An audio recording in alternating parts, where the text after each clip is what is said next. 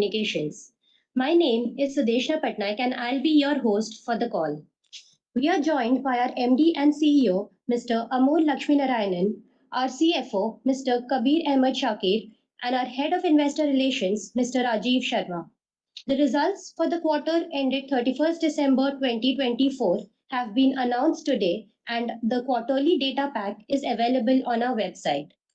We will begin today's call with opening remarks from Lakshmi on the business performance and the business outlook, followed by Kabir on the company's financial performance. All participant lines will be muted for the duration of the call. There will be an opportunity for you to ask questions after the management remarks. Some of the statements made in today's call may be forward-looking in nature and are subject to uncertainties. The company does not undertake to update these forward-looking statements publicly. With that, I would like to invite Lakshmi to share his views. Thank you, and over to you, Lakshmi. Thank you, Sudeshna. We are very pleased with our results for the third quarter with continued growth in digital revenues, coupled with improvement in EBITDA margins and free cash flows. Our strategic measures pertaining to the review of non-core assets and subsidiaries are yielding positive outcomes. We are on track with repositioning our assets to drive long-term value creation. In Q3, we entered into a share purchase agreement with TSI India for sale of our entire stake in TCPSL. Similarly, NetFoundry, our fully owned subsidiary, requires additional investments to support its growth ambition and achieve its long-term potential. We are considering avenues to infuse external capital, which may result in us no longer being a controlling entity while we continue to retain a stake in that business. Coming to our financial performance, consolidated revenues came in at rupees 5,798 crores and grew by 2.9% year-on-year and 0.5% Q-on-Q. Our EBITDA margins came in at 20.4%, improved Q-on-Q by 100 basis points. And our PAT came in at 256.6 crores, up 12.9% Q-on-Q. FCF came in at rupees 841 crores versus a negative FCF of rupees 194 crores in Q2. Please note that Q3 numbers do not include TCPSL and NetFoundry. Data revenues came in at 4,903 crores and were up 6.2% year-on-year and 1.4% Q-on-Q. Core connectivity revenues came in at 2,590 crores, a growth of 2.8% year-on-year and lower by 0.9% Q-on-Q. Internationally, cable cuts were an issue in the previous quarters that we called out. The repairs were completed in October. The later part of the quarter was about winning back the customers. In India, we continue to be market leaders in data center to data center connectivity and are investing further to sharpen our services with dedicated metro builds. On the order book and funnel side, our funnel continues to be robust. A large deal funnel addition has increased by 50% year-on-year, giving us the confidence that we are delivering on our strategy and being relevant to our customers. Our order book in H1 had benefited from marquee large deals. The YTD order book growth is healthy double-digit, and early signs suggest that 4Q is likely to be robust in revenue growth. To throw some light on the deals in Q3, in India, we are seeing increased traction in hosted SASE. Internationally, we continue to add new logos in the form of national champions. In UK and Ireland, we bagged orders from a top retail bank and a global retail chain to transform their digital landscape. In the Americas, we started working with the world's largest manufacturer of construction equipment to support their operations overseas. Additionally, we are seeing more wins from existing customers in line with our strategy of going deeper with fewer. Coming to our digital portfolio performance, this quarter our revenues came in at rupees 2,313 crores at 10.2% year-on-year growth and 4.1% quarter-on-quarter. This growth is broad-based. Our collaboration and managed CPaaS portfolio, which is our interaction fabric, reported a robust growth of 11.7% year-on-year and 5.7% Q-on-Q. In Q3, we launched Kalera.ai to help enterprises uncomplicate their communication with their customers through workflows and templates powered by AI. We expect the adoption to start kicking in a few quarters. Next-gen connectivity, which is our network fabric, grew 9.2% year-on-year and 14.4% quarter-on-quarter. Customers shifting to cloud, shifting to internet, and adoption of AI are the key growth drivers for our network fabric. And we are capturing this opportunity through our ISO hybrid WAN service, the ISO multi-cloud connect service, both of which witnessed robust growth. Cloud and security fabric grew by 12.5% year-on-year and 4.1% Q-on-Q, driven primarily by our security portfolio. GPU as a service is already available in the market. Our AI Studio launch will come later this quarter. Our incubation services, which is our IoT fabric, witnessed a growth of 23.1% year-on-year and a decline of 20.9% Q-on-Q. In the top line, there is an impact on account of discontinued operations. In the previous quarter, our Move platform had seen an uptick driven by the SOTA campaigns by OEM. These campaigns are periodic in nature. Having said that, we have extended our partnership with JLR.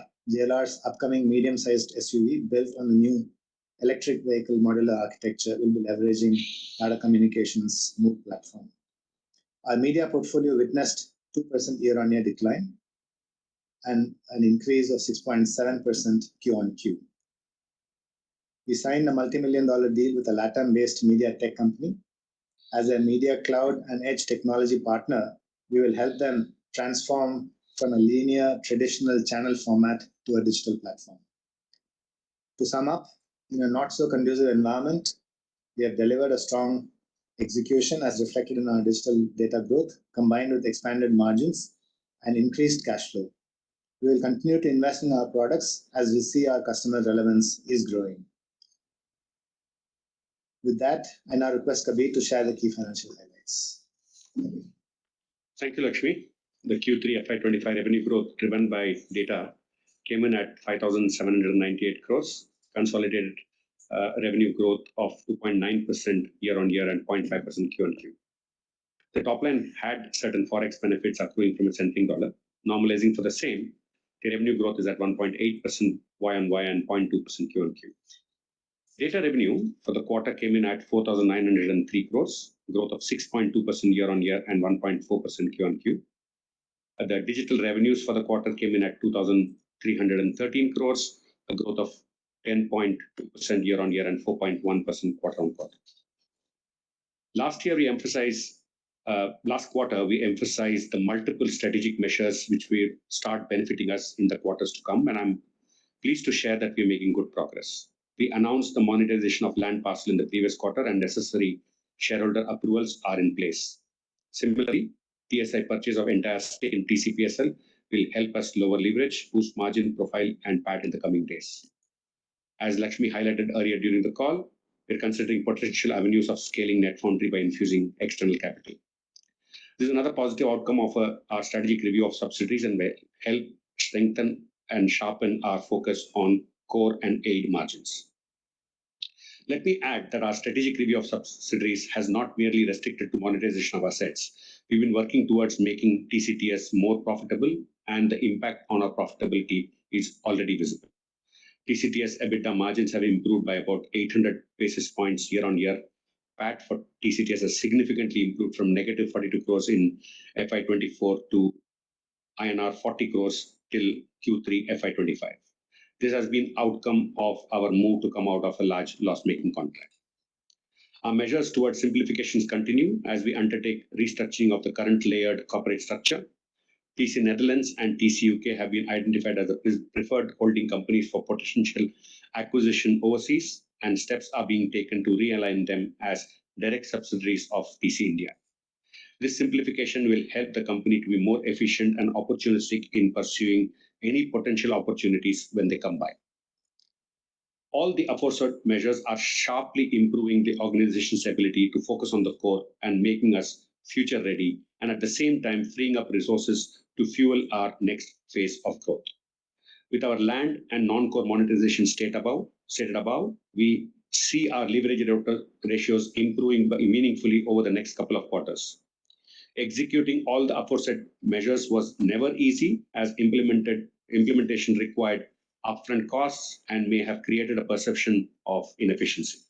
These decisions position the company for long-term success and operational excellence.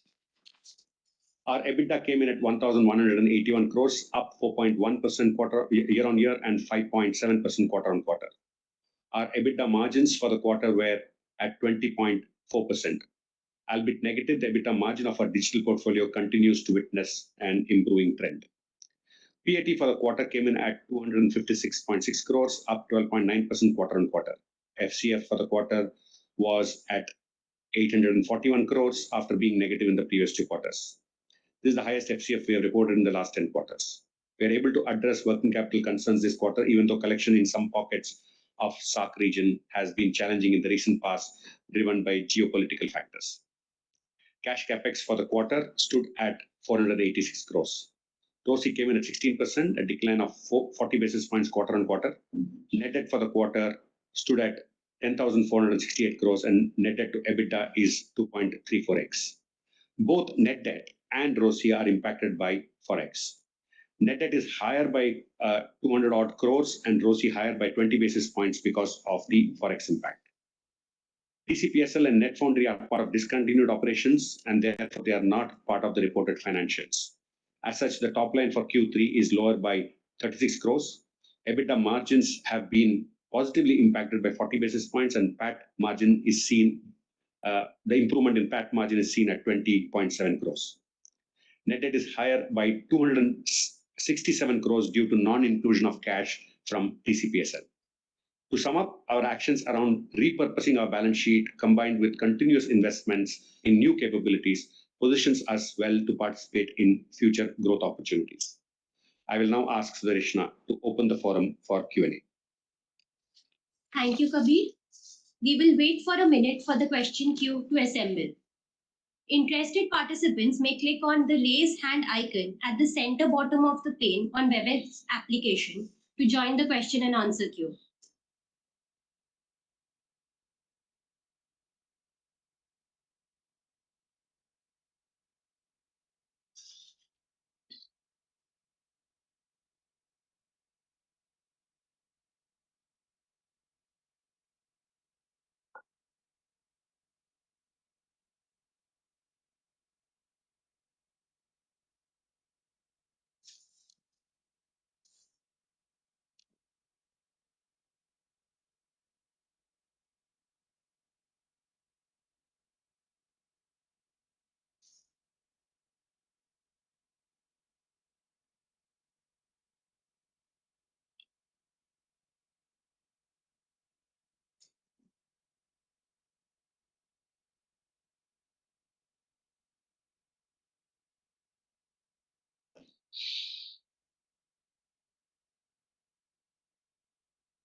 The first question is from the line of Balaji Subramanian from IIFL.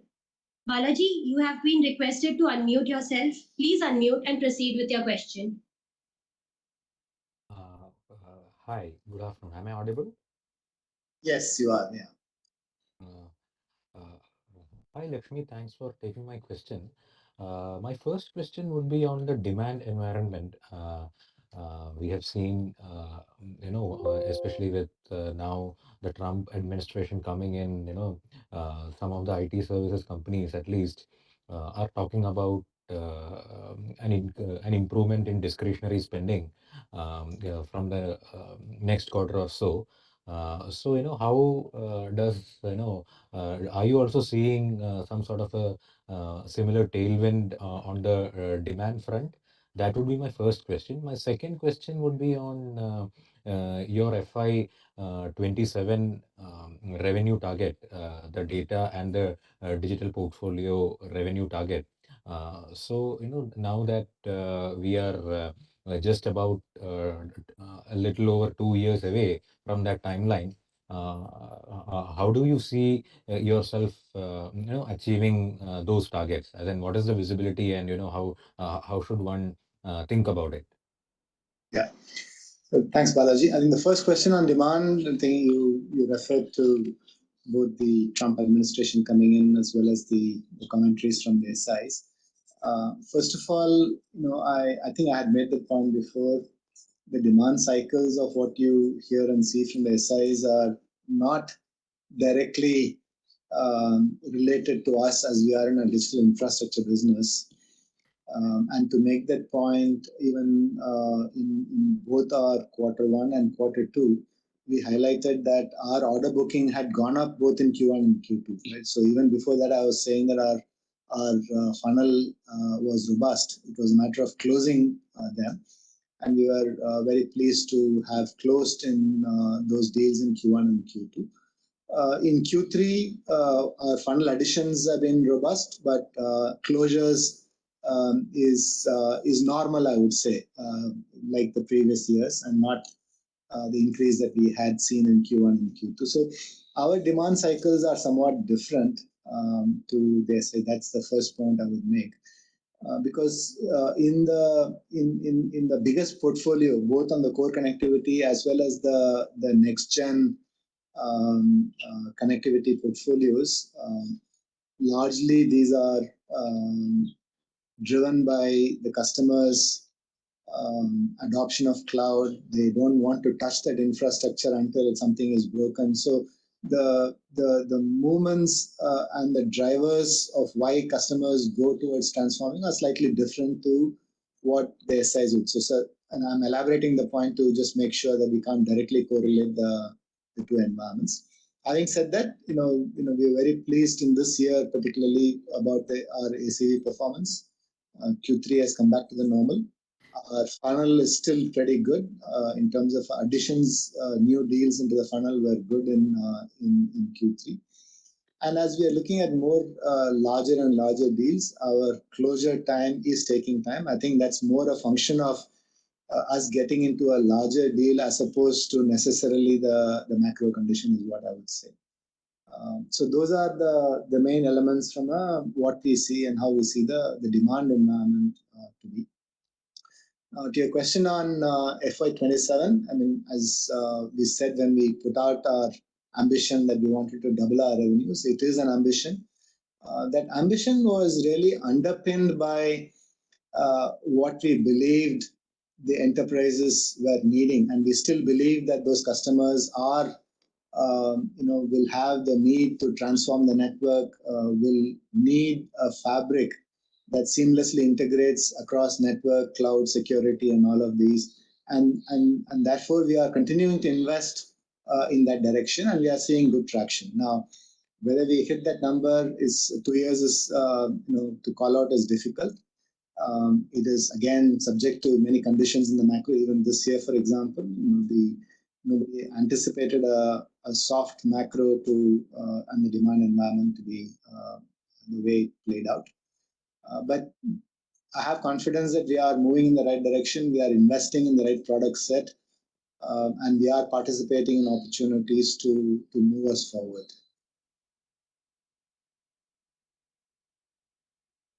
Thanks, Lakshmi. That was useful. And what about, what is the timeline by which, you should be close to achieving your medium-term EBITDA margin target?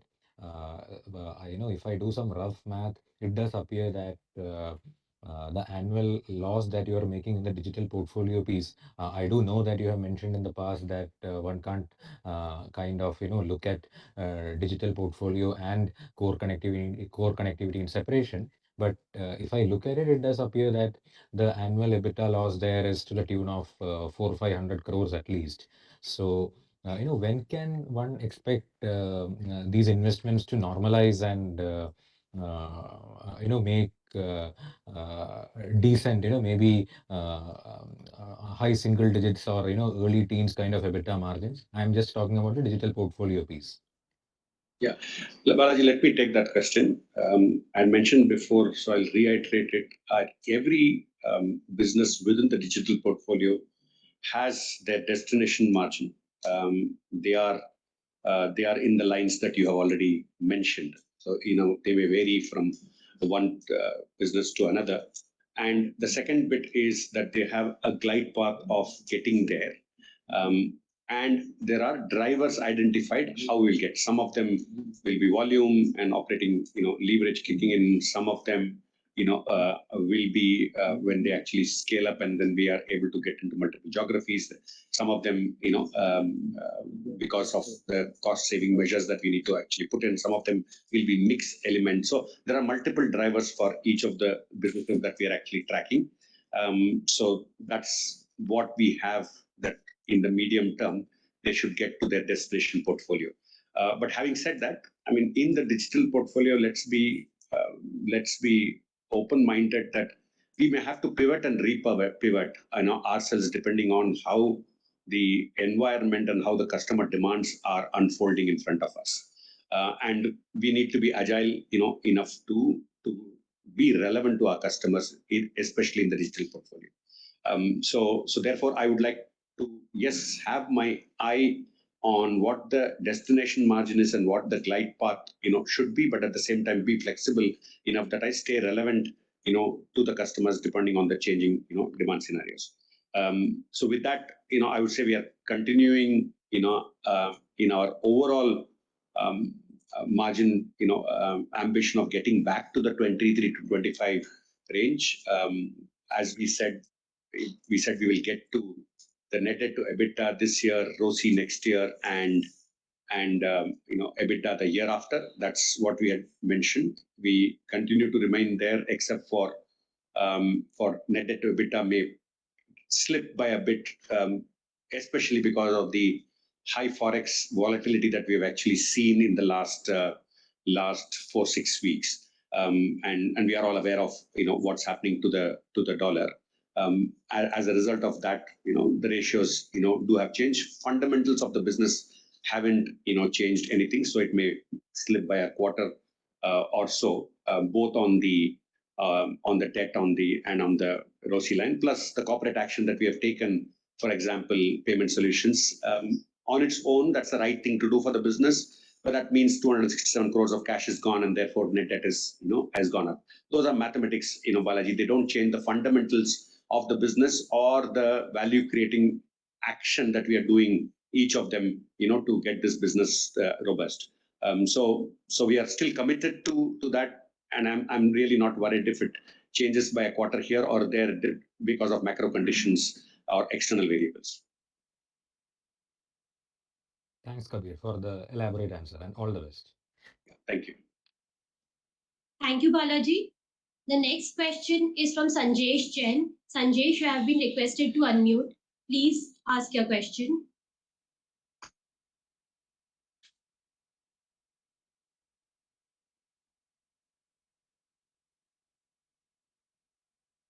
Sanjesh, you may proceed with your question. Yeah, can you hear me? Yes. Yeah, thank you. Thank you. Good afternoon, everyone. Thanks for taking the question. First, on the digital services, now that the Kalera is in the base, the growth of 10% appears to be significantly slower.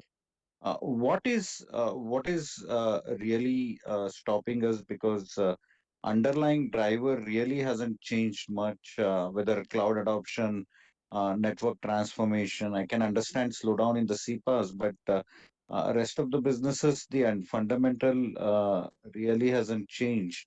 So what is dragging us behind in the growth for the digital services, and what really will it take us for it to accelerate over 20-25%, which was the goal set for the organization?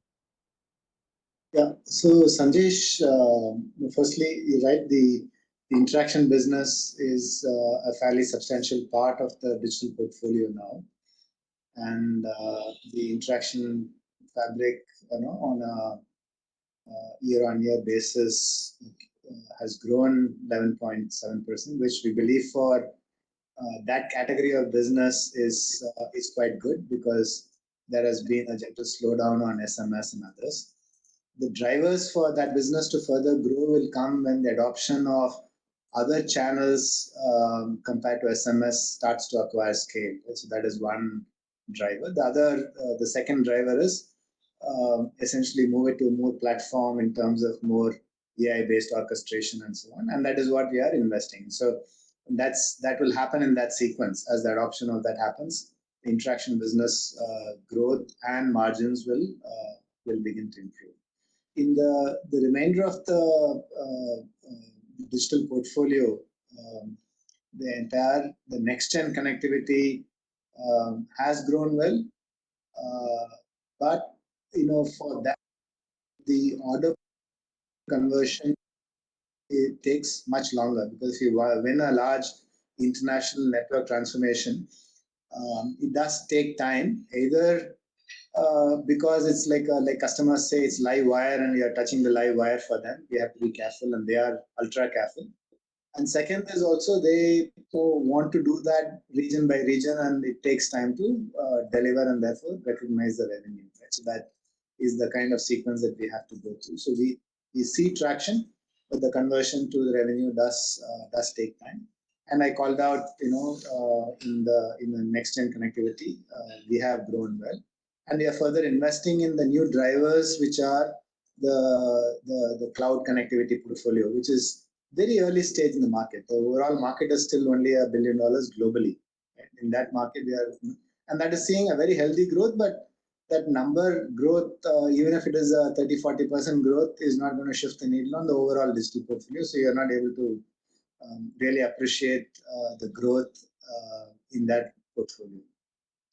If you look at our cloud and security portfolio, cloud is largely in India. Yes, we've had somewhat of a lower growth there. I would put that both to market as well as a customer specific churn that we had in that business. But the security business has grown quite well, and we had called out winning some large deals in the first half of the year, and you will see some of it panning out as soon as next quarter. So I think the drivers are exactly the same. I think we are investing in the right areas, and we expect that we would gain more traction as we go on. Thanks, Lakshmi. That's fairly elaborate.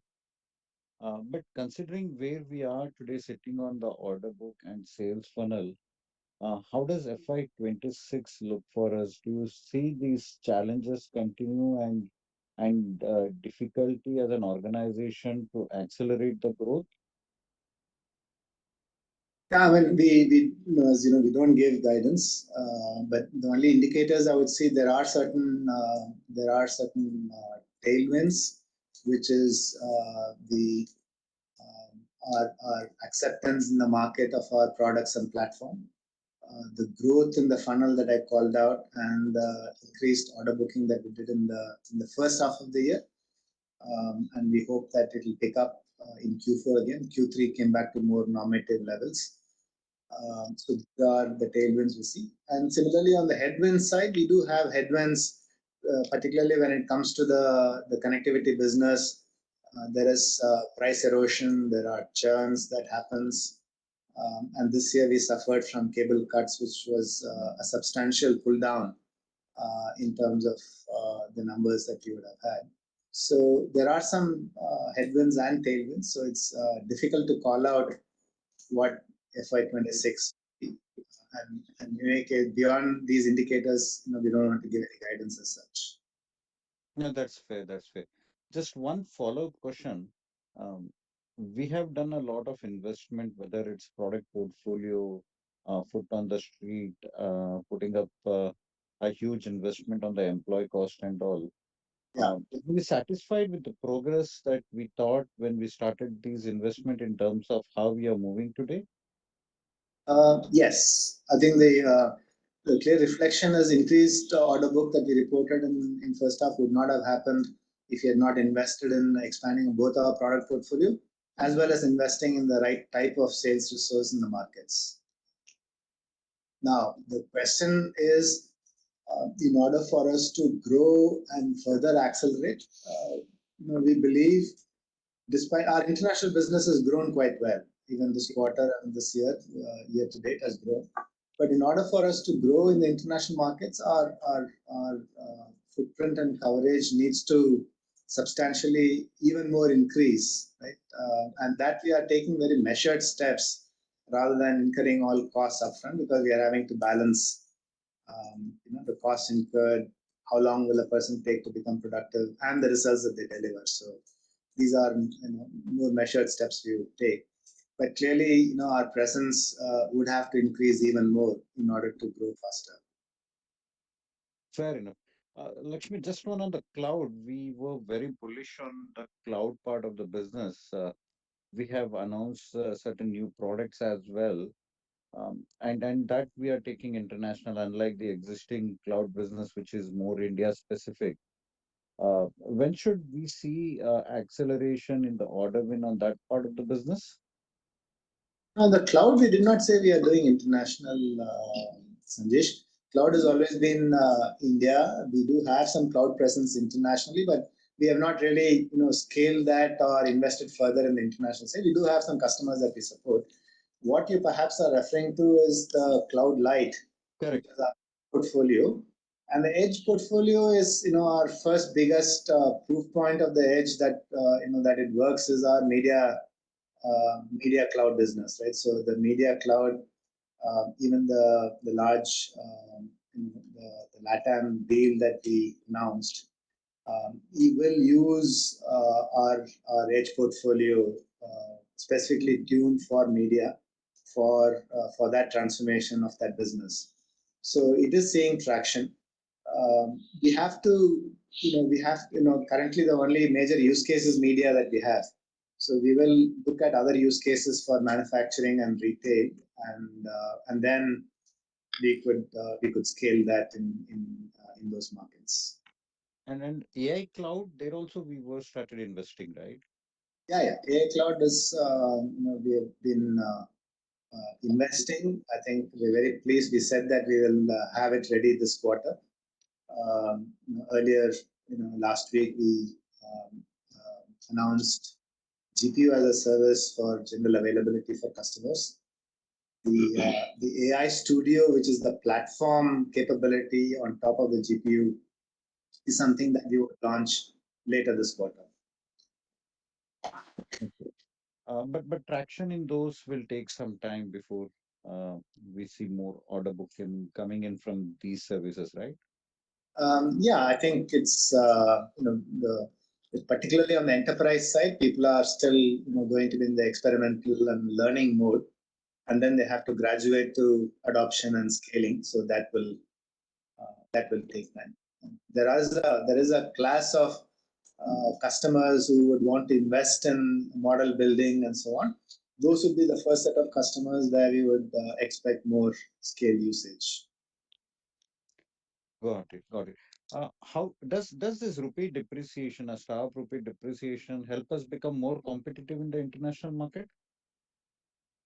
Let me take that. Not really, because our price is always dollar denominated. Our costs, our O&M are also dollar denominated, so they do have a bit of a time lag, and therefore you see the reporting stuff. So on the top line, we this time had a bit of a benefit on forex, but on the cost line, on the EBITDA line, it was very marginal.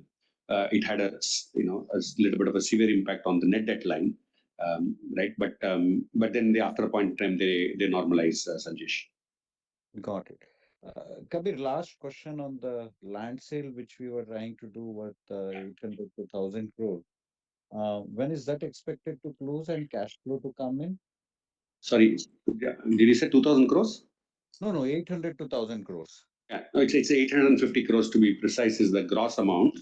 It's expected to, the shareholder approval is in place, all other condition precedents, that are required are already, everything is completed. So we hope to do that deal in this quarter, and the monies will come in this quarter. I mean, yeah, we have already recognized the DTA for that in the current Q3 already. So you'll see the monies coming in Q4. So just one follow-up squeezing in for on that. Now that there is a huge demand for data center in India, Should we see more land sale coming up, say, in FY26? No, sorry, what is data center got to do with land sale? I didn't see the connection, Sanjesh. But anyway, I would say we have a asset monetization plan, and I said small here and there, which we have been selling for the last 2 years. This was the one big one, which had title issues associated with it. Took us almost literally 18 to 24 months to sort it out, and we were in a position to then sell it. There are a couple of other parcels which are on our radar now, and as and when the title and other regulatory issues and like classification and all those things are cleared, then we will get into the discovery mode. Some of them may be amenable for data centers, but some of them are probably very prime properties in the middle of cities, which may have better monetization end use case. So that is left to the buyer that you want to buy. We will do a discovery and try and get the best price for our shareholders. Got it, got it. My only reason to connect it with the data center was that there was a classification issue on a significant part of the surplus land, Correct. and hence the data center demand meets that classification issue, and that was the reason why I was. We'll look at see we going to put that up, and if there is a data center provider who's able to give us the value better than somebody who wants to build residences or malls, I'm completely uh, you know independent of what it is. We will go for the highest value. That's fair. That's fair. Thanks, Lakshmi. Thanks, Kabir, for all those answers, and best of luck for the coming quarters.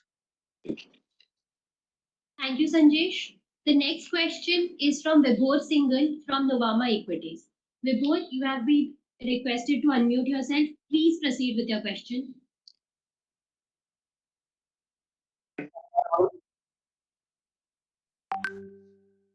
Hi, can you hear me? Am I audible? Yeah. Yes. Go ahead. Yeah. Hello, sir. Hi.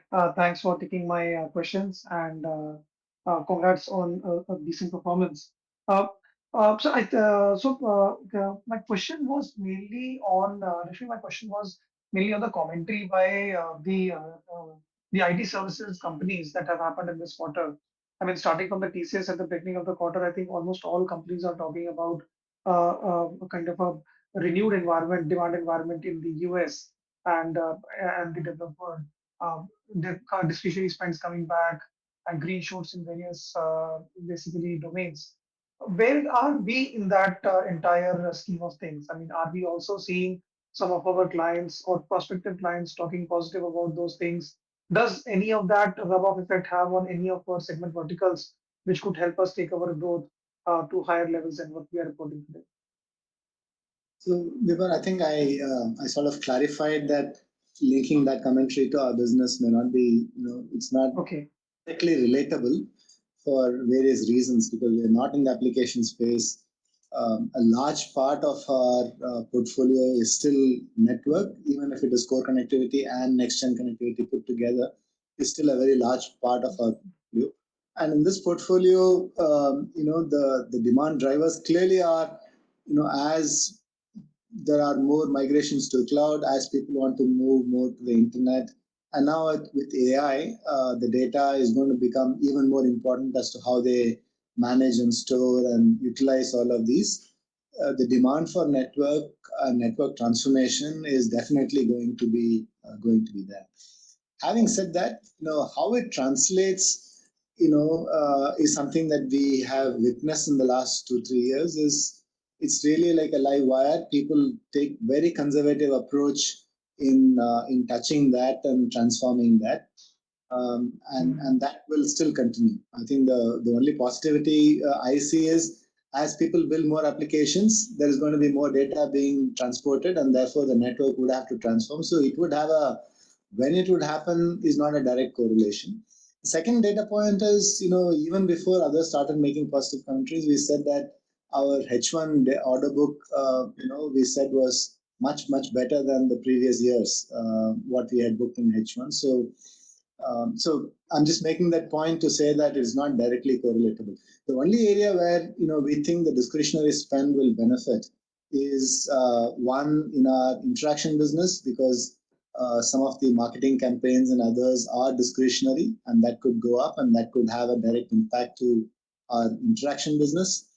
And that is where we are further strengthening with our Kalera.ai product that we launched.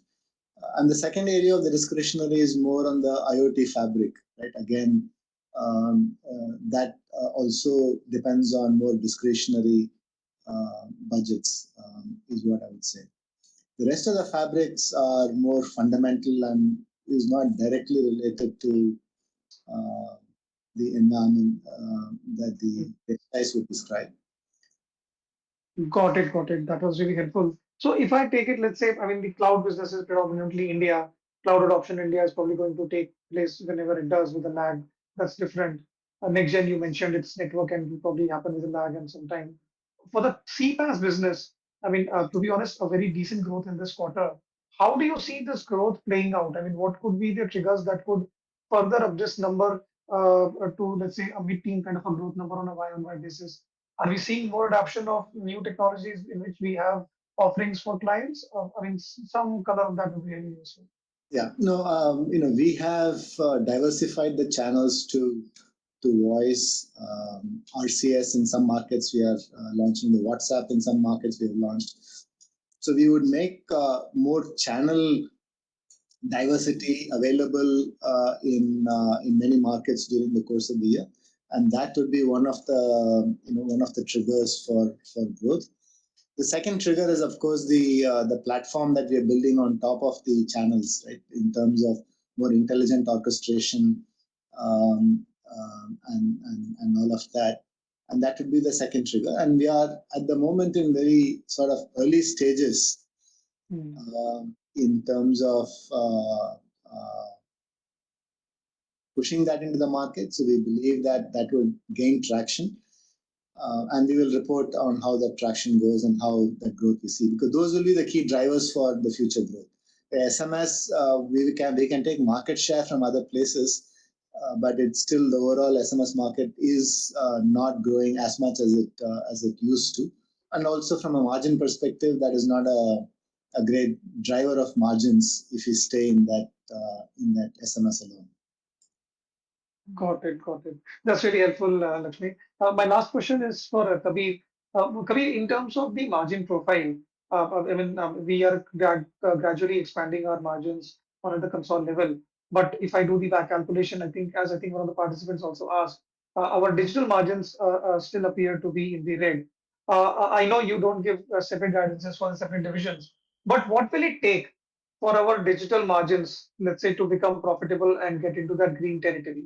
I mean, the growth, to be honest, this quarter we have grown almost 10% on a Y-on-Y basis in the digital portfolio. I mean, do you need that growth to go up to a much level, or do you think there is some base effect that will come into play, or are we very close to that, and that irrespective of the growth numbers, at some point of time we should be able to reach that? Any color on that would be really helpful. It's growth. Because I can't focus more on digital portfolio. Our biggest focus of the entire top management is driving growth. So we do not want to starve the business of the investments that it needs. So therefore, if we need to pivot and repivot, sometimes we challenge our business models and say, should we do it, differently, and we learn from it and adapt. We will continue to do that, and therefore. And even in digital portfolio, just because you don't have the scale doesn't mean that you will not add feature sets. So you have to be relevant, from your offering, as well. So it is not about saying, okay, I have invested already in the past, so let me pause, and not invest further in product capability. So therefore, we, like we mentioned, we've launched Kalera.io this quarter. I mean, that is essential. Just because I've launched Kalera.io, will I be able to take my price up, suddenly? I don't know. Hopefully, we can, but that helps me stay, relevant in the place. So, see, our own ambitions is that this part of the portfolio should go significantly higher than what we have grown this quarter. I mean, obvious reasons, and I want to still feel happy about this growth given the context and given the relative market, situation and overall demand that we have seen in the last, 2 quarters.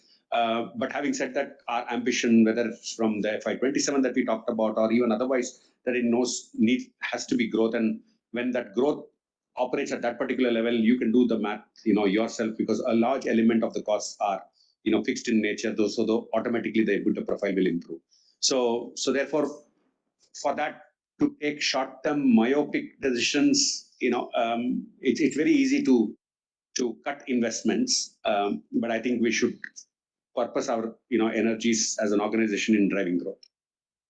So just to dwell a bit on that more, Kabir, does that also mean that in terms of, let's say, margin expansion for individual, let's say CPaaS or media or the cloud vertical, the main and probably the only lever that we have for margin expansion is growth, and the other operating levers in terms of cost optimization and all, they have largely been exhausted? No, I'm not saying that. But sorry. No, I think no, we still have the cost levers available Yes. in those businesses. I think we are Okay. going to work on some of those levers, especially some of the digital businesses which operate more internationally. Some of the businesses where we had done acquisitions. So, if you go to the EBITDA and after we did the acquisition, we used to say that if you look at our core business, including what we defined as a core as including the digital portfolio, pre-acquisition, right? Switch and Kalera, we said our margins were at around 23%. Right? Right. Today, that is still the case. We are, our margins of our core minus the acquired entities are still at the 23%, despite the investments being made in in business, in cloud and security, in IoT and other areas. So we believe that, but even in those portfolios, we have levers available. So, for example, in the cloud business, everybody knows that the whole market was hit by an increase of cost from VMware. There were cost increases. So we are balancing. So there are levers available in each of those businesses for us to further optimize, and we are working on those. On top of that, the revenue growth will truly bring the operating leverage on top of it. So we will be operating on both aspects of driving efficiencies in this business while securing and protecting the investments that we need to make at the same time, to drive growth. Got it. Great. Thank you so much for taking my question, guys, and wish you all the best. Thank you. Thank you, Vibhor. The next question is from Hitesh from HDFC Life. Hitesh, you have been requested to unmute. Please proceed with your question.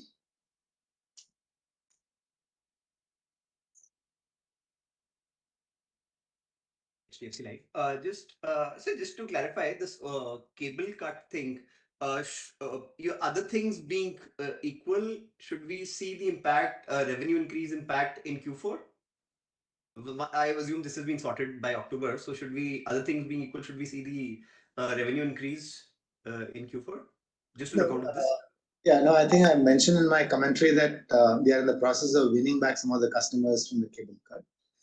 Then we have to get that traffic back, and then the revenues would come. So we don't want to directly correlate to that. But having said that, overall, the core connectivity revenues this year is muted compared to the previous years owing to the cuts that we suffer, and hopefully that will come back to the previous levels. Now, the only caveat that I would add in this, Hitesh, is overall the core connectivity internationally, the core connectivity as a market is a declining market. And in that declining market, we have been growing and taking more market share. So while compared to the previous years where we had grown the core connectivity by 6%, it's come down to between 2 and 3%. We think it can go up, but it depends on how the markets will play out. Just the other bit, just sort of trying to understand better, if I've understood correctly, our success rate or conversion run rate has come off in Q3 versus what was seen in the last 2 quarters, or versus what was seen in H1. So Is that correct? Is the understanding correct? And secondly, what have Sorry, been the hold. sort of drivers? Sorry, before you go to the second question, I just want to clarify. I didn't get the first question. What did you mean by in Q3 something has come off? Can you A explain? conversion run rate or a success run rate, a deal conversion from funnel to Oh, the actual. deal, the order book, you mean? Yeah. Yes, yes. Yeah. Okay. Yeah. No, So what I was like, yeah, what I was mentioning asking if the was, success ratio come off in Q3 versus H1. no, the win rates are still, win rates have not really come off. The doesn't mean that in Q3 we lost something and so on. There are some deals that are sort of overflowing into Q4, but our funnel continues to be quite good. I mean, in terms of order booking, we cannot be that precise on a quarter-on-quarter basis. So I don't see the quarter three order booking coming to the more to FY24 levels is what I said, is not indicative of our ability to win. Our conversion ratios or a win rate has come down. In fact, our win rates are still pretty good, has gone up.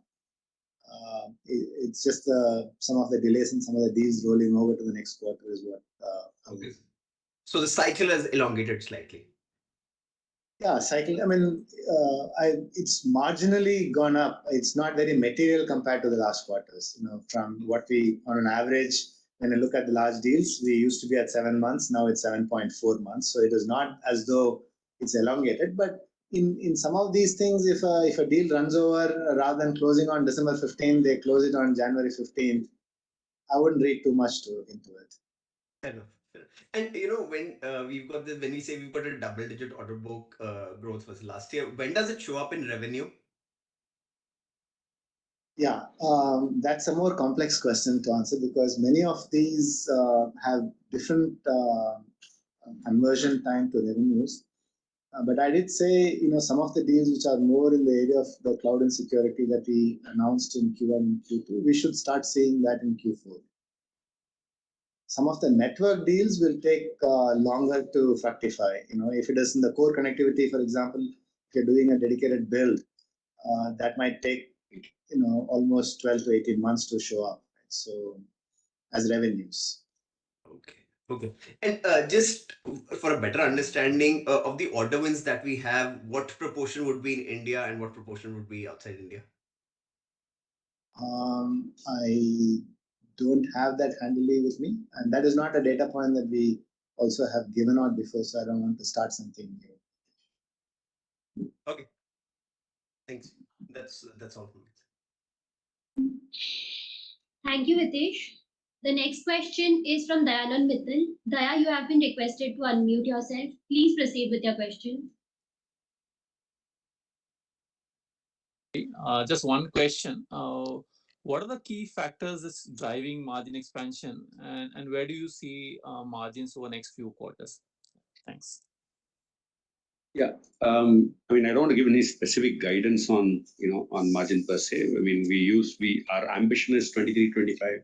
We were at 23-25, and we came down as a result of acquisitions.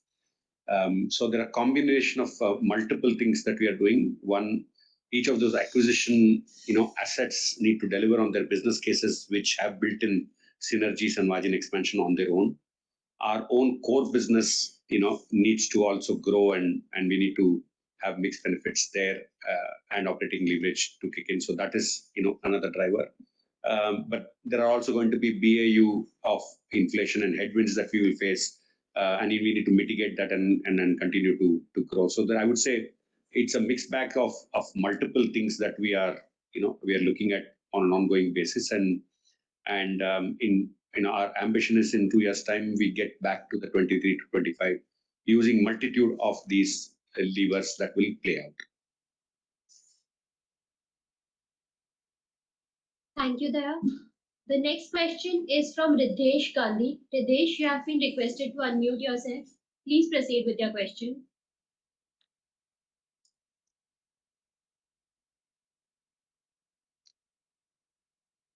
In the US, the Lumen technology benefit a lot from just the overall positioning as a sort of a provider backbone for AI.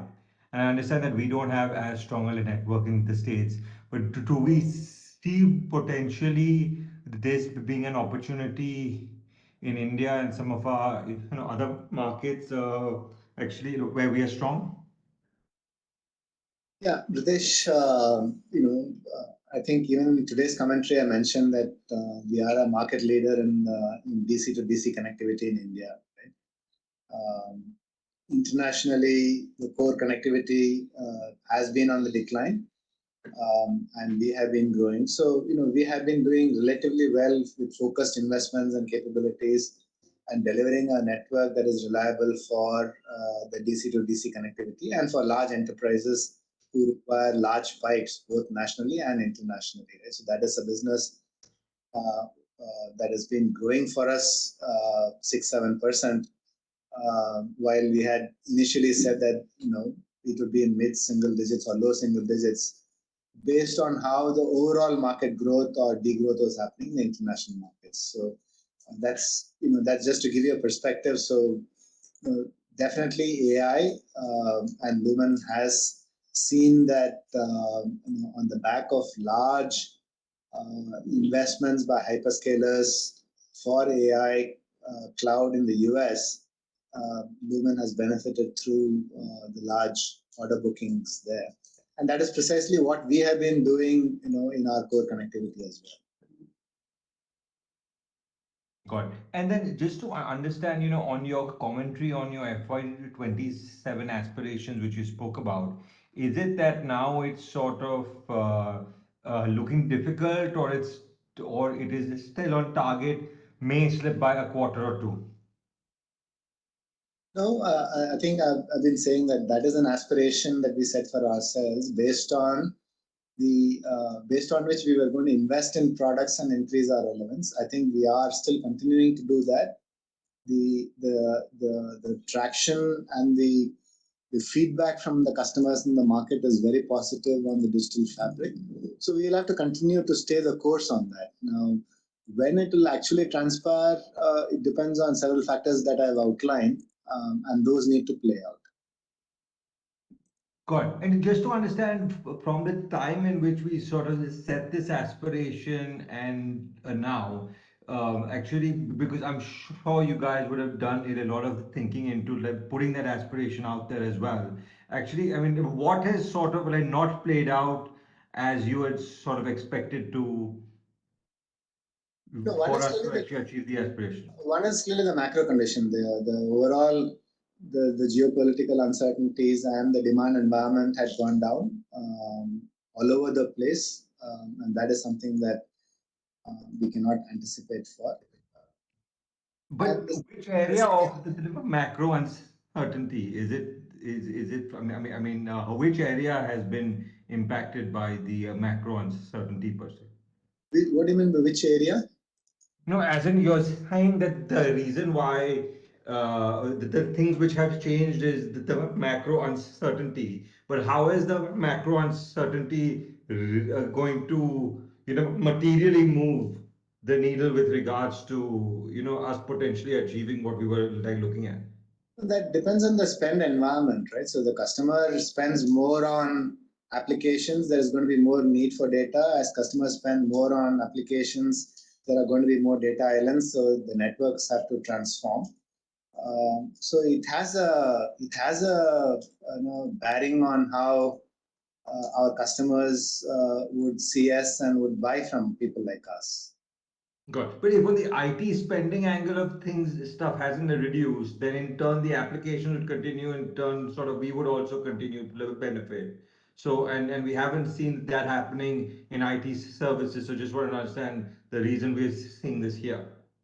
No, but even in the IT, there's been a slowdown overall, right? It's no longer in the big double digits that people are talking about. Yeah, yeah, but no, but I'm saying that okay. No, and so in the event that let's say, with regards to our aspiration, is it just ultimately a question of maybe a quarter or two, or it could take an extra kind of year or two to reach the aspirations, or how will I reset this application, this aspiration, given what we know today?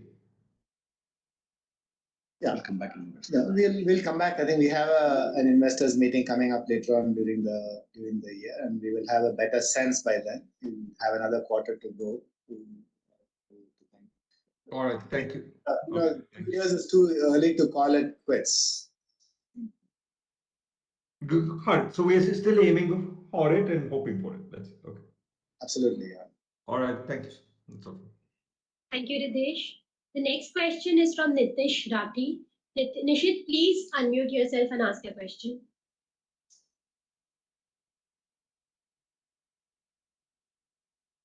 How should we think about this quarter, right?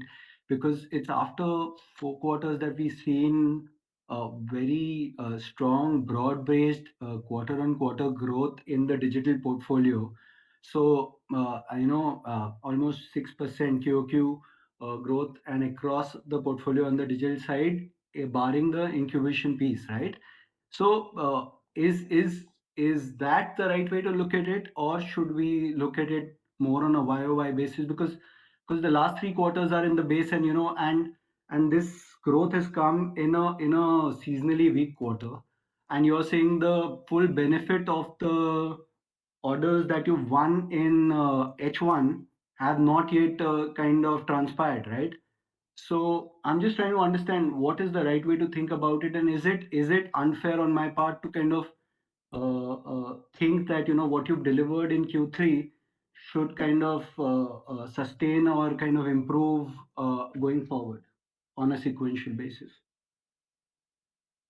I think the way to look at this quarter is the overall digital growth, as you mentioned, in the current environment is quite good. The year-on-year growth as well as the quarter-on-quarter growth. I've also called out the individual portfolios. We've had good growth on the next-gen connectivity, on the cloud and security. I said albeit more on the security side rather than the cloud side. Our interaction fabric has grown double digit on a Y-on-Y basis. So we've had and even our IoT fabric, while there's a Q-on-Q decrease, year-on-year, there has been a good increase in that business as well. So I think on the digital side, definitely it's been a good quarter. And some of the orders that we won in H1 and H2 would have got reflected in this quarter itself. But next quarter, some of the larger deals that we booked, the translation of that we'll start seeing in the next quarter is what I mentioned. Yeah, so in that context, because the year-on-year numbers have a very big bearing of the last 3 quarters, which were subdued. And if I annualize the growth that you've delivered in this quarter, and is annualization wrong is the question I'm asking you. Is there anything abnormal in this quarter which you believe may not continue going forward? Because the order books are there, our relevance is increasing, the market is there. What should lead to that not happening going forward? I think the annualizing doesn't really work. The reason being, I think I mentioned the tailwinds I've been talking about, right? The order booking, the funnel being good, and so on and so forth. The headwind really is especially on the network, including the next-gen connectivity, is still a very large part of our business. Close to about 60% is on the core and the next-gen connectivity put together. That business particularly is subject to price erosions and churn, and customers might, especially if you take an IT customer or a BPO customer of ours in India, if they lose a customer, then that network connectivity goes. Right? So there are network terminations that happen, but a large factor is also the network price erosions that happen.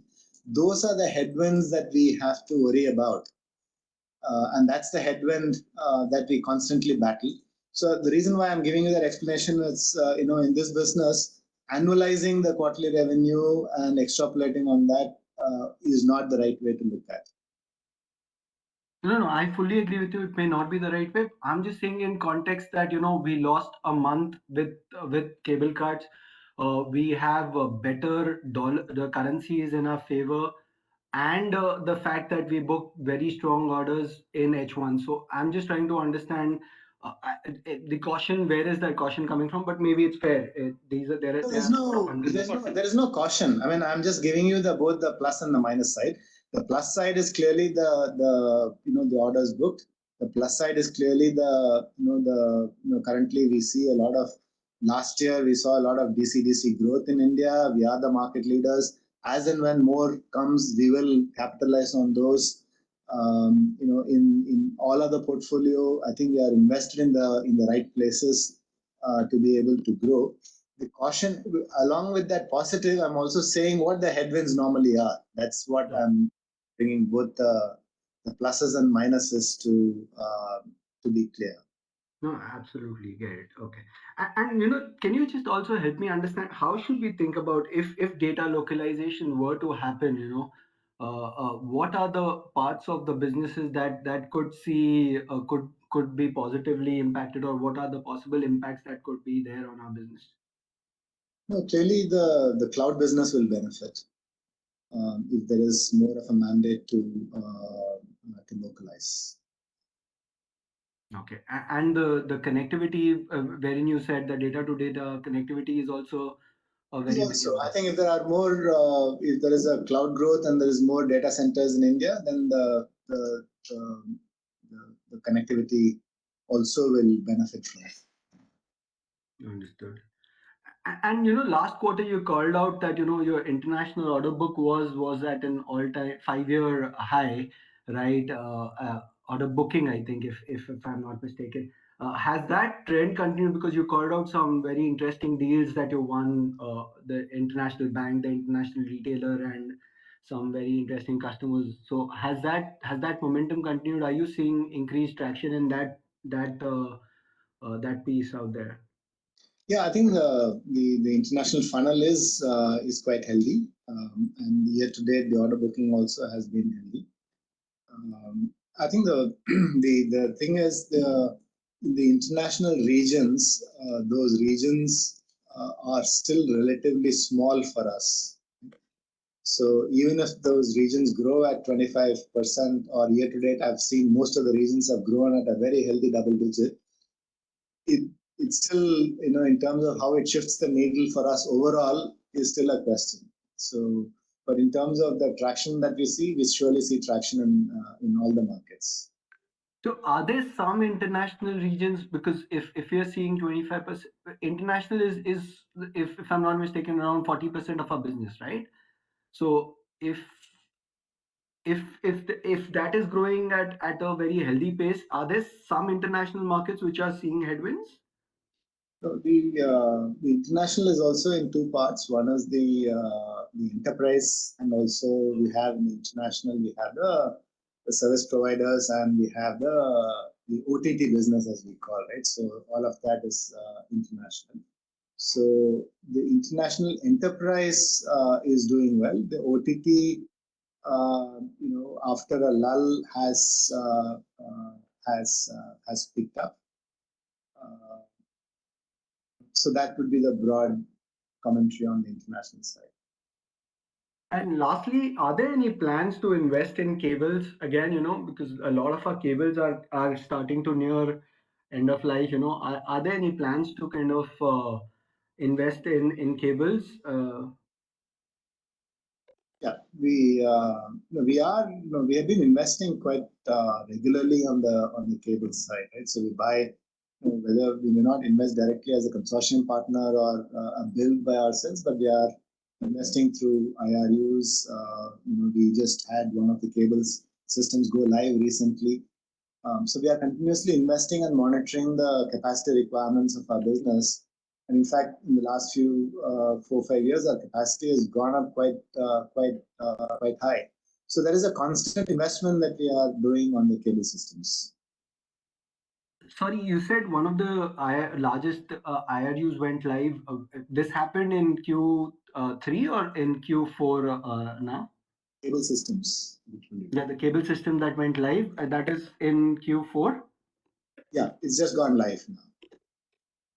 Okay.